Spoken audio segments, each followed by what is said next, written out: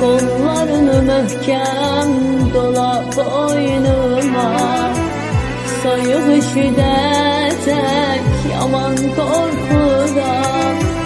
Sonsuz qaranlığı alıb boynuma, mən təklikdə ağlamaqdan qorxuram.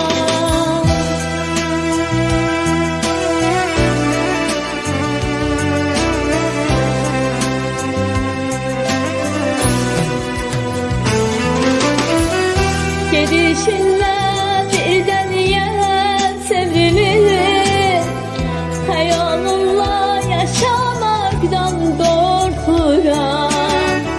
Həyat sevincinə arxa çevirib, mən təklikdə ağlamaqdan qorxuram.